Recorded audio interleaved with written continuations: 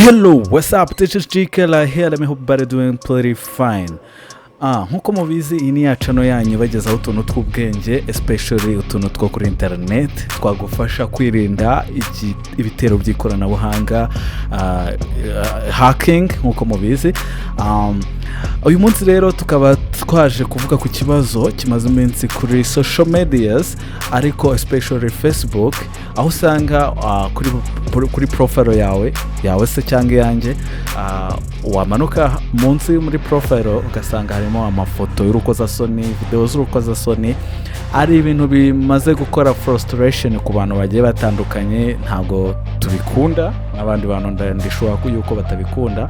So today tukaba tugiye gukora video y'uburyo wabyirinda, cyangwa se niba byarakubayeho uburyo wabikura kuri profile yawe, then profile yawe igasigara iri clean. So uri bubafashe rero mu kubereka uburyo twabikora. Bamwita Manzi Mico Mwiza, aragenda kwereka step by step how to block these people who tag you with this fake information, and stay tuned.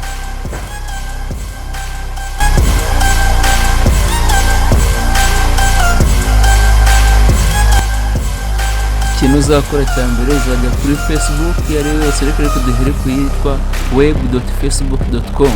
niyo ukoresha ku bantu bagira desktop version za Facebook, niyo tugiye guheraho.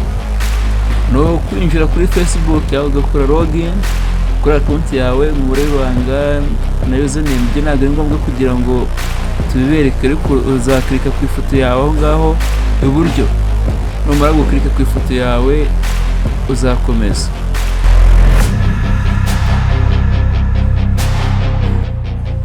Ubu hano handitse setting and privacy. Numara gukora ngo handitse setting privacy ukomeze. Ugire handitse setting, iyo setting niyo uzaklikaho ubundi ukomeze.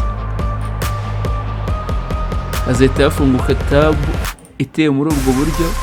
Nurangiza scrolling down aho ngaho munsi handitse setting and privacy, ugire hano handitse profile and tagging.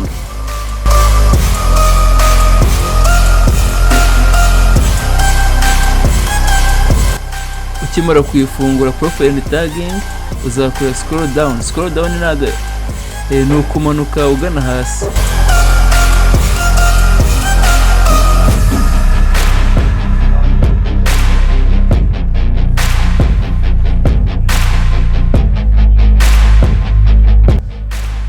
Uzabona ahantu handitse ngo reviewing. Nurangiza ureba ku kambere kanditseho review tag people adds to your post before the tag appear on Facebook.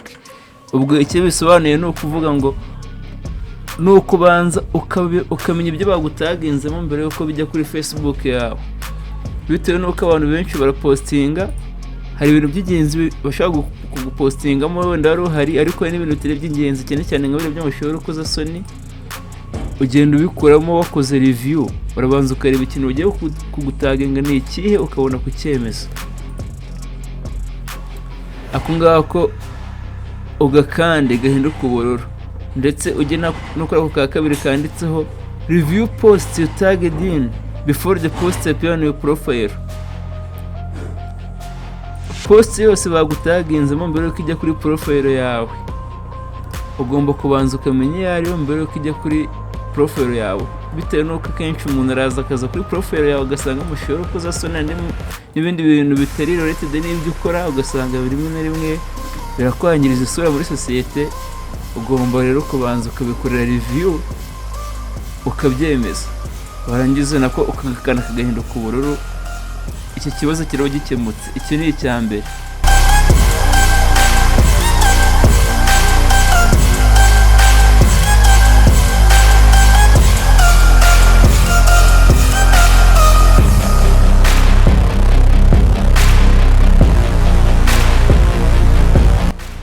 Reka dukomeze no kuri Facebook Lite.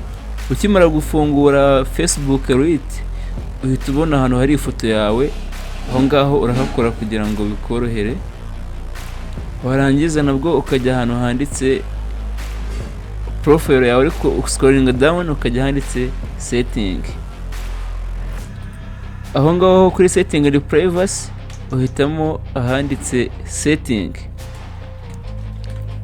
Nk'ibisanzwe nkuko twabibonye kuri Facebook, ukomeza ahagana hasi ahanditse privacy check up, warangiza ukajya kuri profile and tagging, ugaklika kuri profile and tagging, ugakomeza ukajya ahanditse reviewing. Uko twabibonye kuri Facebook nta gihinduka ni uburyo wanyuramo, ariko inzira ni zimwe.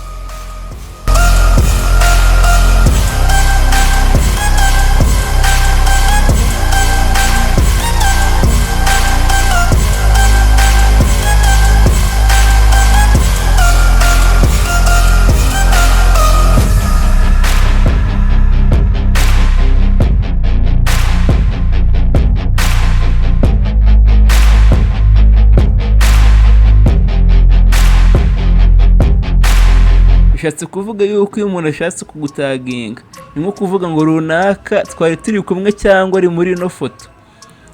N'umuntu utari inshuti yawe ashaka kugutaginga, umuntu ari wese niba atari inshuti yawe ashatse gukora tag kuri Facebook avuga ko mwari muri kumwe muri iyo foto cyangwa igikorwa runaka cyangwa ni post ari yose, umenye ko numara kumwemeza yuko azajya agaragara kuri Facebook, inshuti zawe n'abandi bantu bose bashobora kubona ko umuntu mwari muri kumwe. Rero uba ugomba kugira attention y'ibintu ugiye kupostinga, niba kuko wari ubirimo cyangwa utari ubirimo. Niyo mpamvu umuntu ugomba gukora review ukaapprove kuri ako kantu kariho k'ubururu, ugakora approve.